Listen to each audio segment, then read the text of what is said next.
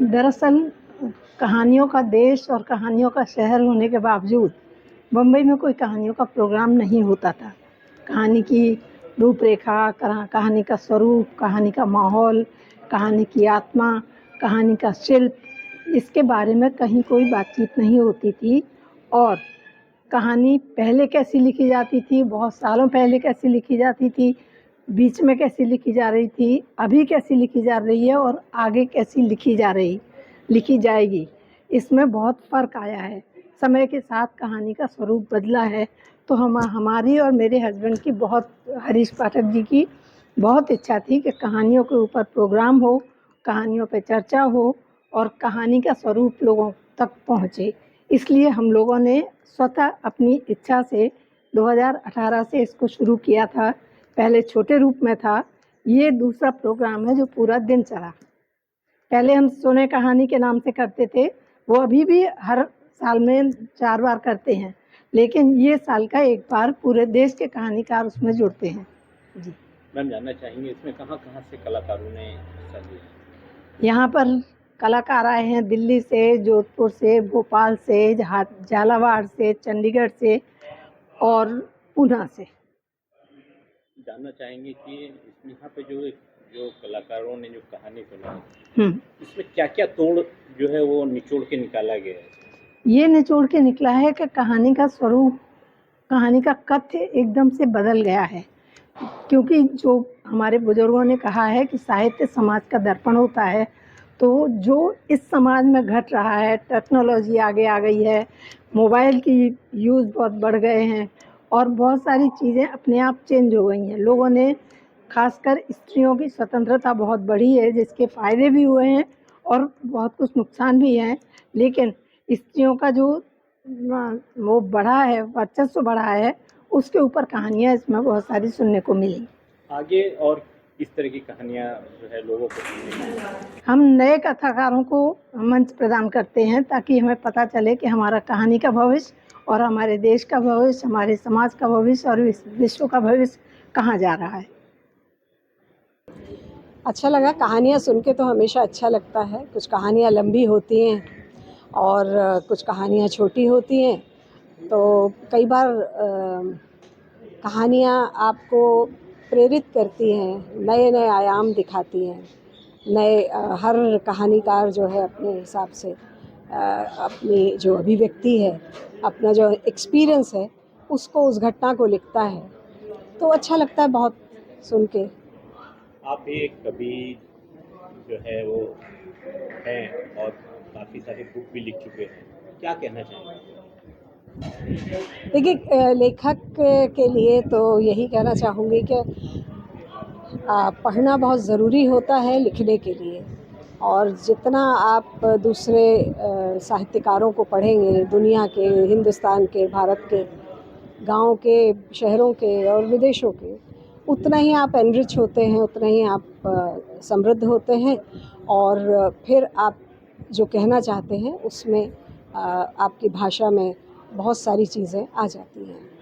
Ma'am, यहाँ पे भी आपने एक बहुत अच्छी जो है वो ये सुनाई कहानी, तो ये लास्ट का जो है वो पंक्तियाँ वो लोगों को काफ़ी पसंद आ रही है, तो किस तरह से है जरा? मैंने उसको आखिर में बताया कि ये कहानी एक चप्पल की है और ये चप्पल की आत्मकथा है कि पहले लगेगा कि एक स्त्री की कहानी कह रहे हैं और वो मैंने बहुत पहले स्त्रियों की क्या दुर्दशा थी उसको उस चप्पल से कंपैरिजन किया है, तो इसलिए सबको एकदम एंटी क्लाइमैक्स हो गया ना कि कहानी सब समझ रहे थे कि लड़की की है, उसको बेच दिया गया वगैरह वगैरह, और पता चला कि चप्पल की कहानी कह रही है, इसलिए शायद सबको थोड़ा अच्छा लगा होगा।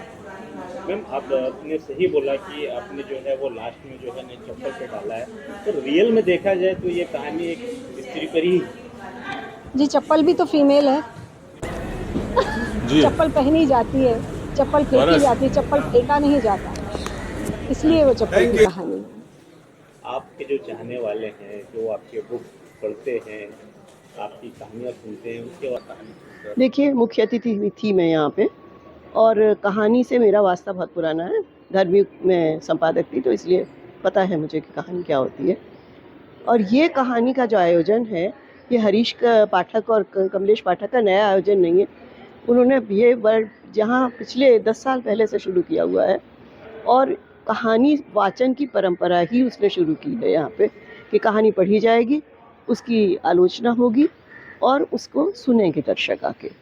ये बहुत पहले शुरू हो चुका है और उसके रूप हर बार बदलते रहते हैं, नए नए लोगों को जोड़ा जा रहा है उसमें और ये पिछले 10 साल से चलता आ रहा है। तो मैं चाहती हूँ कि इसका और विस्तार हो।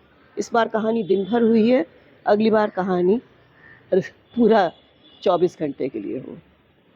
एक वाचन परंपरा थी पहले कि एक दिया जलता था और पूरे 24 घंटे की शायरी हुआ करती थी। मैं चाहूँगी कि कहानी में उसे जीवित किया जाए और 24 घंटे का ऐसा रखा जाए जिसमें लोग टिकट लेके आएँ, बैठें, सुने, दर्शक हो, सुनाने वाले लोग हों और उसका बाकायदा एक परंपरा बने। क्योंकि ये बहुत मुश्किल काम है जो जोड़ता है लोगों को, दिलों को और बहुत तरीके से पूरे भारतवर्ष को, क्योंकि यहाँ हर जगह से लोगों को बुलाया जाता है और तरह तरह के होते हैं। बम्बई में इस तरह की चीज़ें नहीं होती थी। आई एम सॉरी, मुंबई है अब, लेकिन मैं जब यहाँ आई थी तब ये बम्बई था। आज से 1972 में आई थी मैं यहाँ। तो ये परंपराएं पहले बड़ी मैगजीन्स थी यहाँ पे, सारिका थी, धर्मयुग था, पहले छपते थे, बड़े बड़े साहित्यकार थे, तो ये गोष्ठियों में होती थी। वो गोष्ठियाँ अब समाप्त हो गई हैं, तो अब इस तरह के आयोजनों की ज़रूरत है ताकि नई पीढ़ी जो सिर्फ इलेक्ट्रॉनिक मीडियम्स में बैठी है और जिसको पता ही नहीं है कि कहानी पढ़ना और सुनना क्या होता है, उन्हें भी पता चले। ये आलाउदल वाला देश है जहाँ लोग सुनते रहे हैं, ये चंद्रकांता संतति वाला देश है जहाँ पढ़ते रहे हैं लोग, लेकिन वो चीज़ें ख़त्म होती जा रही हैं। ये उसी परंपरा को जीवित करने की, पुनर्जीवित करने की कोशिश है। इसमें हम सबको अपना सहयोग देना चाहिए। दोनों के लिए, हरीश पाठक और कमलेश पाठक के लिए मेरी बहुत शुभकामनाएं। वो इस काम को बढ़ाते रहें, आगे तक करते रहें और जहाँ जहाँ हो रहा है बम्बई में वो सब आपस में जुड़ें और इसे जितना विस्तार दे सकें विस्तार दें, क्योंकि ये कोशिश एक जने की 7-5 की लाकड़ी, एक जने का बोझ, गोवर्धन पर्वत उठ गया था, ये तो कहानी का पर्वत है, क्यों नहीं उठेगा। एक्चुअली क्या है कि मैं मूलतः कहानीकार हूँ। कहानी की मेरी 5 किताबें हैं और मैं लंबे टाइम तक पत्रकारिता में रहा। 41 साल की पत्रकारिता में 21 साल तक संपादक रहा और धर्मयुग में मैं 11 साल तक रहा। तो जब धर्मयुग में मैं था तो डॉक्टर भारती मेरे संपादक थे, धर्मवीर भारती, और उन्होंने मुझे षणमुखानंद हॉल में एक रिपोर्टिंग के लिए भेजा था। तो जब मैं वहाँ गया तो जिस रिपोर्टिंग के लिए गया था वहाँ तो 10-12 लोग थे, लेकिन एक मिनट, कनकलता जी, षणमुखानंद हॉल गया तो वहाँ जिस कार्यक्रम में गया था वहाँ तो 10-12 लोग थे, लेकिन एक भीड़ लगी हुई थी। तो वहाँ मैंने लेडी से पूछा तो उन्होंने कहा कि हम कहानी सुनने आए हैं। तो मैंने कहानी सुनने टिकट लेके, तो बोले तमिल कहानी टिकट लेके ही सुनी जाती है। तब मेरे दिमाग में आया कि तमिल, तेलुगु, मलयाली, मराठी कहानी जब टिकट लेके लोग सुनने आते हैं तो हिंदी कहानी बगैर टिकट के भी तो आना चाहिए। तब से मेरे दिमाग में आया, तो पहले सुने कहानी करके मैं कार्यक्रम करता था और उसका ही 2017 से तो उसका ही ये बड़ा रूप है, कहानी दिन भर, यानी 2 सत्र, 2 मंच और 24 कथाकार। तो उसका ये आज वो था, तो मेरी उम्मीद थी कि लोगों को पसंद आएगी, लेकिन इतनी उम्मीद नहीं थी कि इतना पसंद आएगा। सर, जानना चाहेंगे यहाँ पे कहाँ से कभी आए? और यहाँ कई ज़्यादातर लोग दिल्ली से थे, फिर लखनऊ से, फिर अयोध्या से, और कई शहर, 7 शहरों से लोग अलग अलग शहरों से आए हैं और सब नोटेड महत्वपूर्ण कथाकार हैं। महिलाओं की संख्या 24 में लगभग 9 के करीब है और सब एस्टेब्लिश कथाकार हैं। देश के बड़े लेखक बलराम ने उद्घाटन किया, सुरबाला जैसी लेखिका रही, विश्वनाथ सचदेव, सुदर्शना द्विवेदी, डॉक्टर संजीव कुमार ने 350 किताबें लिखी हैं और इंडिया नेटवर्क्स करके उनका पब्लिकेशन हाउस है, वो थे। तो वो सारे लोग आए और मेरा मनोबल बढ़ा है कि इस बार 1 दिन का किया, अगली बार हम 2 दिन का करेंगे। और जैसा मैंने घोषणा की कि मैं बहुत उत्साहित हूँ, आज का दिन में मुझे बहुत अमीर कर गया, तो मैं फिर इसको 2 दिन का भी कर सकता हूँ और हर साल भी कर सकता हूँ। अगला प्रोग्राम कहाँ और कैसे होने वाला है? अगली साल ही करेंगे ये कहा है, बाकी मैं साल में 3-4 कार्यक्रम करता हूँ। 2 सोने कहानी के, एक ज़हीर कुरैशी स्मृति व्याख्यान माला, और इस कार्यक्रम को हम हर साल करेंगे। जानना चाहेंगे इसमें किस लोगों ने आपसे अच्छा सहयोग किया है प्रोग्राम? सहयोग में 2 लोग महत्वपूर्ण थे। विवेक अग्रवाल के देश के नामचीन क्राइम रिपोर्टर हैं, 40 साल से हमारे मित्र हैं। यदि विवेक अग्रवाल नहीं होते तो इतना रुचिकर ढंग से, इतना भव्य अंदाज में, क्योंकि उनका जो विज़न है वो मुझसे 100 टाइम बेटर है। प्रोफेशनल एटीट्यूड कहता है। दिनेश शाकुल बड़े आर्टिस्ट हैं, दोनों की बहुत ज़बरदस्त भूमिका रही। तीसरा, इसी कॉलेज में प्रोफेसर हैं रविंद्र कात्यायन, तो उनके कारण सहयोग मिला कॉलेज का। तो इन 3 लोगों की बहुत महत्वपूर्ण भूमिका की, बाकी हमें ज़रूरत भी नहीं थी, क्योंकि ये 3 लोग इतने प्रतिबद्ध और सक्षम हैं कि वो उनके अलावा किसी की ज़रूरत ही नहीं। मैं तो सबसे पीछे था। ये सब कुछ बहुत ज़्यादा जो प्रचार आप देख रहे हैं हर जगह, कहानी दिन भर, और ये सब है, ये सब विवेक और शाकुल की मेहनत का नतीजा है। Thank you. ओके। कहानी दिन भर जो आयोजन है ये अपने आप में एक बहुत ही अभिनव आयोजन बनकर सामने आया है। मुंबई में यूं तो बहुत सारे कहानी को लेकर के आयोजन होते हैं, लेकिन कोई घंटे भर, कोई 2 घंटे, अधिकतम 3 घंटे में सिमट जाता है। ये पहली दफ़ा ऐसा है कि पूरे दिन सुबह 10 बजे से लेकर के शाम 7 बजे तक देश के करीब 24 लब्ध प्रतिष्ठित जो कहानीकार हैं उन्होंने कहानी पाठ किए, और एक से एक धुरंधर जो कहानी समझने वाले, समझाने वाले, कहने वाले, लिखने वाले इस आयोजन में शिरकत करते रहे, और उन्होंने कहानी के विभिन्न पहलुओं पर, विभिन्न आयामों पर भी रोशनी डाली। और देश के जो प्रख्यात कहानीकार और संपादक हैं हरीश पाठक, उन्होंने इसकी जो है पूरी भूमिका रची, उन्होंने इसका पूरा आयोजन जो है अपने कांधों पर लिया, और हम लोगों ने उनके साथ में कांधे से कांधे लगा करके और इस आयोजन के लिए कोशिशें की। और इस बात की खुशी है कि हमने जितने लोग सोचे थे उससे कहीं ज़्यादा जो है मुंबई के सुधीजन कहानी सुनने के लिए यहाँ पर आए हैं, और एक से एक धुरंधर लोग जो कि कविता और कहानी कहते हैं खुद, वो मंच पे नहीं थे। आज वो बल्कि स्टेज के सामने बैठ करके और कहानी सुन रहे थे। ये मेरे लिए एक बहुत बड़े आश्चर्य की बात थी, ताज्जुब की बात थी, और मुझे इस बात की बहुत खुशी थी कि सब लोगों ने आकर के इस आयोजन को सराहा, बहुत उसको अपनाया, और मैं वाकई बहुत इस चीज़ से प्रसन्न भी हूँ, और मैं सोचता हूँ और मैं मानता भी हूँ और मैं चाहता भी हूँ कि आइंदा दिनों में, आइंदा वर्षों में जब भी हम इस आयोजन को करेंगे तो उन लोगों का प्यार हमें मिलेगा, और अगली बार हम इससे बड़े सभागृह में, इससे बेहतर और भी ज़्यादा लोगों के लिए व्यवस्थाएं कर पाने में सक्षम रहेंगे। सर, हरीश जी ने आपकी बहुत तारीफ की कि आपने ही पूरा अरेंजमेंट किया है, तो किस तरह से और कितना समय लगा आपको सब अरेंजमेंट करने? देखिए, ऐसा कुछ नहीं है, इंतज़ाम वगैरह करना और ये सब चीज़ें तो बहुत छोटी बात है। उन्होंने जो है मेरे कांधे पे जितनी जिम्मेदारियां सौंपी थी वो हम लोगों ने पूरी निभाने की कोशिश की है। छोटी मोटी कोई त्रुटियां रही हैं तो रह जाती हैं इतने बड़े आयोजन में, लेकिन हाँ, इस बात की प्रसन्नता है कि आए हुए सभी अतिथि जो है बहुत सारी चीज़ों से प्रसन्न हुए और खुश होकर के गए हैं। सबसे ख़ास बात ये थी कि जो मणिबेन नानावटी वुमेंस कॉलेज है उसका हम लोगों को बहुत अच्छा सहयोग मिला। उन्होंने न केवल हमें अपना स्थान दिया बल्कि हमारे साथ में उनकी पूरी टीम काम करती रही। यहाँ के कुछ बच्चे हमारे साथ में बतौर स्वयंसेवक काम करते रहे। उन लोगों ने हमारे साथ में कंधे से कंधा मिलाकर काम किया। मैंने तो बस जो कहा गया उसको अमली जामा पहनाने का काम किया था। इसमें असल में तो सारी की सारी जो कॉन्सेप्ट था, डिज़ाइनिंग थी, थॉट थी, वो तो पाठक साहब की थी। और मैंने, दिनेश शाकुल जी ने, रविंद्र कात्यायन जी ने, हम लोगों ने उनको जितना भरसक हो सकता है साथ दिया, सहयोग दिया। और इस कॉलेज की जो प्राचार्या हैं वो हमारे साथ में डॉक्टर राजश्री त्रिवेदी, उन्होंने जो है हम लोगों को बहुत हेल्प की। तो ये जो सारा आयोजन है ये असल में एक विवेक अग्रवाल का आयोजन नहीं था, ये पूरी एक टीम वर्क था, और उस पूरी टीम को साधुवाद है, उस टीम को पूरी बधाई है कि जिसने इतना अच्छा आयोजन करने में एक दूसरे का साथ दिया। इस आयोजन में सर ज़्यादातर तो मुझे ऐसा लगता है कि प्रिंट पत्रकार ही शामिल हुए हैं, क्या कहना चाहिए? देखिए, इसमें प्रिंट और इलेक्ट्रॉनिक या डिजिटल का कोई मामला है नहीं।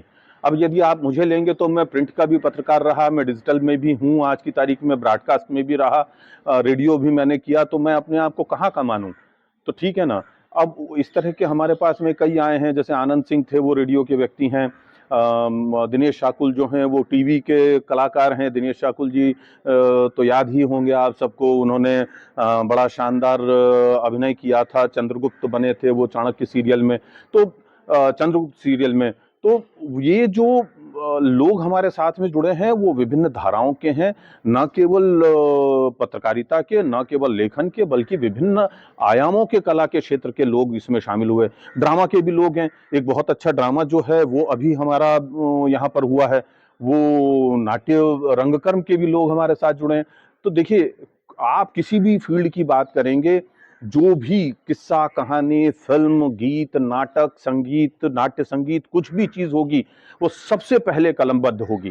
तो हमारे साथ जितने थे वो कलमकार थे, वो प्रिंट और इलेक्ट्रॉनिक मीडियम के खांचों से बाहर के लोग। लास्ट सवाल सर, क्या कहना चाहेंगे दर्शकों से जो चाहने वाले हैं शायरी को, कहानी दिन भर को, आपसे कैसे जुड़े आने वाले समय में, जो जुड़े हुए हैं उनको क्या मैसेज दें? मैं तो ये चाहता हूं कि सारे देश, सारी दुनिया के हिंदी प्रेमी जितने भी हैं वो हमारे इस आयोजन में जुड़ें, और मेरे इस आयोजन को ही नहीं बल्कि कहानी से, कविता से संबंधित जितने भी कार्यक्रम होते हैं उन सबके साथ भी जुड़ें। हमारे साथ जुड़ करके वो हिंदी की कहानी को आगे बढ़ाने के लिए हमारा सहयोग करें, साथ दें, जिस भी तरह से दे सकते हैं। जो व्यक्ति हमें कुछ आर्थिक सहायता दे सकते हैं, कुछ लोग हमें किताबें, पुस्तकें भेंट कर सकते हैं, कुछ लोग हमारे साथ में अन्य तरीकों से जुड़ सकते हैं। जो लोग आर्थिक सहायता नहीं दे सकते वो हमारे साथ में सहयोग देने के लिए, एक टीम के रूप में काम करने के लिए हमारे साथ आएँ। और जो लोग इस कार्यक्रम को सुनने आ सकते हैं वो यहाँ पर हमारे पास सुनने आए, अन्यथा फेसबुक और यूट्यूब पर जब लाइव होते हैं तो उन्हें सुने। जिस भी तरीके से आप हमारे साथ जुड़ना चाहते हैं जुड़िए, आप सबका मन से स्वागत है, तहे दिल आपका खैर मकदम है। आपसे संपर्क करने के लिए कौन कौन से प्लेटफॉर्म पे और क्या है आपका, मतलब किस तरह, कौन से नाम से जो है वो ऑनलाइन है? कहानी दिन भर खोज लीजिए आप लोग, उसके नाम पे मिल जाएंगे। हरीश पाठक को आप तलाश लें, वो मिल जाएंगे। विवेक अग्रवाल को तलाश लीजिए, दिनेश शाकुल को तलाश लीजिए, कमला पाठक जो कहानीकार भी हैं, कविता करती हैं और हरीश पाठक जी की धर्मपत्नी हैं। इन सब नामों को आप सोशल मीडिया पे तलाश लें, उनको डायरेक्ट मैसेज करें, डीएम करें। हम आप लोगों के साथ जुड़ने के में बहुत उत्सुक हैं और हम लोगों को कोई भी आसानी से खोज सकता है। कहानी दिन भर एक अभिनव आयोजन है। ये कहानियों का आयोजन है और देश भर के शीर्ष कथाकार आज जुटे हैं। नानावटी महाविद्यालय में उन्होंने अपनी अपनी कहानियों का पाठ किया है, उस पर चर्चा की है और ये 24 कथाकार आज यहाँ आए हैं। उसके साथ साथ और भी करीब 100 लोग जुटे हैं उनको सुनने के लिए।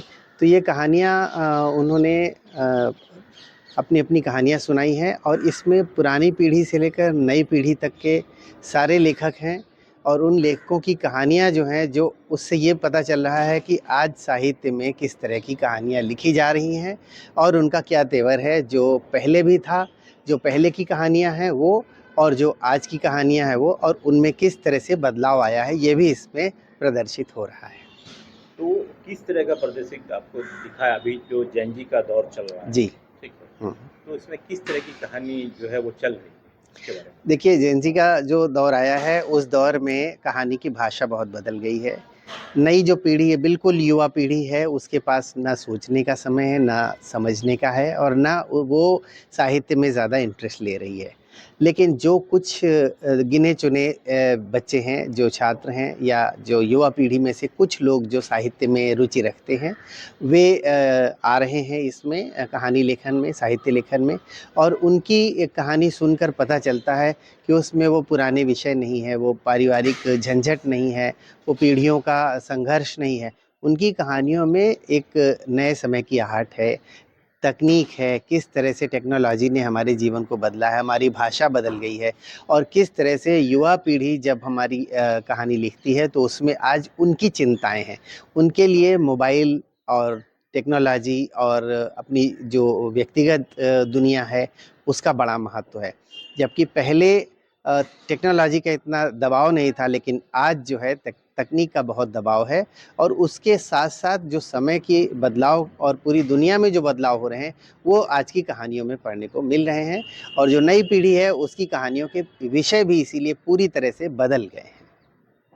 मतलब कहने कहीं जो है वो बड़े छोटे का तहजीब जी। और जो अपनापन जेंजी में वो चीज़ नहीं दिखने को मिल रही है, आपका कहने का मतलब ये है? मैं ये नहीं कहना चाहता हूँ, लेकिन ये ज़रूर है कि जो हमारा समाज जिस तरह बदल रहा है वो बदलाव उस साहित्य में आ रहे हैं।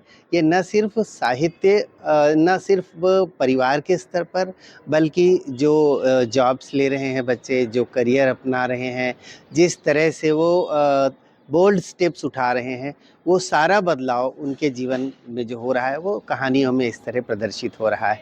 यानी उनके बातचीत करने में, हम अपने माता पिता से बातचीत करने में बहुत डरते थे और कम से कम उनका बड़ा लिहाज करते थे, लेकिन आज के जो बच्चे हैं वो अपने माता पिता से दोस्ताना व्यवहार चाहते हैं।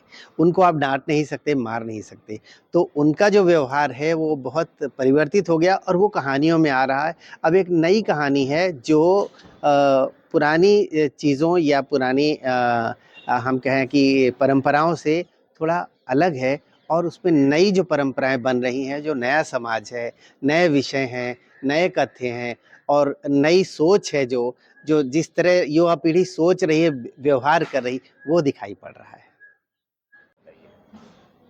मेरा नाम दिनेश शाकुल है और कहानी दिन भर से मैं ऐसे जुड़ा हूँ कि हरीश पाठक मेरे बहुत पुराने मित्र हैं जो इसके आयोजक हैं। और जब उन्होंने कहा कि शाकुल तुम्हें इसका संचालन करना है, तो मैं इससे जुड़ना मेरा स्वाभाविक था। मैंने पहले सत्र का संचालन किया और क्योंकि मैं आयोजन समिति में भी हूँ तो इसलिए मैं अंत तक रहूँगा। ये एक बात थी व्यक्तिगत स्तर पर। दूसरी बात ये थी कि ये आयोजन अपने आप में एक अनूठा आयोजन है। एक ऐसे समय में जब कहानी सुनने की परंपरा बहुत कम होती जा रही है, तो ऐसे में इस तरह का एक आयोजन करना जिसमें देश के बहुत सारे अलग अलग भागों से कथाकार इसमें आकर हिस्सा ले रहे हैं, अपनी कहानी पढ़ रहे हैं, सुना रहे हैं और दूसरे लोग भी उनकी कहानी सुन और समझ रहे हैं, तो ऐसे आयोजन से जुड़ना ये अपने आप में एक सार्थक जुड़ाव है। सर, आप टीवी से भी जुड़े हुए हैं, इस पे क्या कहना? हाँ, मैं क्योंकि मैं टीवी से जुड़ा हुआ हूँ, फिल्मों से जुड़ा हुआ हूँ। मैंने चाणक्य सीरियल में चंद्रगुप्त की भूमिका निभाई थी जो सबसे ज़्यादा लोकप्रिय और जानी जाती है। उसके अलावा भी मैंने काफ़ी सारे सीरियल्स वगैरह किए, क्योंकि मैं थिएटर से काफ़ी अरसे तक जुड़ा रहा सक्रिय रूप से। और जब आप थिएटर या फिल्मों से और टेलीविज़न से जुड़ते हैं एक अभिनेता के तौर पे, तो अभिनेता कभी रिटायर नहीं होता है। Actor is always an actor, it is never a farmer actor, you know. तो और मैं खुद लिखता हूँ, कहानी कविता से मेरा लेखन से भी संबंध है, तो इसलिए इस आयोजन से मैं पूरी तौर पर उसमें जुड़ा हुआ था। और यहाँ पर मैं अपनी यहाँ पर भी मेरा एक रोल था जो मुझे दिया गया था कि आपको संचालक का रोल अदा करना है, मैं वो रोल कर रहा था। हरीश जी ने काफ़ी तारीफ कर रहे थे आपकी कि उन्होंने काफ़ी सपोर्ट किया है यहाँ पे, इस बारे में क्या कहना चाहिए? नहीं, ये इसमें जो है तारीफ की कोई बात नहीं है। ये इसमें मुझे खुद अच्छा लगा और मैं समझता हूँ कि एक रचनाकार होने के नाते जब आप चाहते हैं कि लोग आपकी रचनाओं की प्रशंसा करें, उन्हें जानें, उन्हें समझें, तो उसके साथ एक दायित्व भी आता है कि आप उस तरह के आयोजन में सहभागी बने। तो मैंने तो इसे अपना दायित्व माना। नेक्स्ट जो है वो किस तरह का आयोजन करने वाले हैं उसके बारे में कुछ? अभी यहाँ पर ये क्योंकि ये आयोजन इतना सफल रहा, तो इसलिए इसमें जो हमारे मित्र हैं और आयोजक हैं हरीश पाठक, उन्होंने घोषणा की है कि ये सिर्फ एकल आयोजन बन के नहीं रहेगा, बल्कि ये आयोजन हर साल होगा। हो सकता है क्योंकि यहाँ पे हमको कहानियाँ सुनने का समय कम पड़ रहा था, तो अब हो सकता है कि हमको इसको 2 दिवसीय आयोजन करें, और ये कहानी दिन भर का ये आयोजन उस तरह से और अपने किस तरह का आकार लेगा अभी मैं नहीं कह सकता, लेकिन बेशक ये आगे और इसका आकार विस्तृत होगा। नानावटी का सपोर्ट कैसा रहा? बहुत अच्छा। यहाँ की प्राचार्य डॉक्टर राजश्री त्रिवेदी, उन्होंने इसके अंदर होस्ट की भूमिका निभाई, खुद वो यहाँ पर उपस्थित रहीं और उनका पूरा सहयोग हमारे साथ रहा।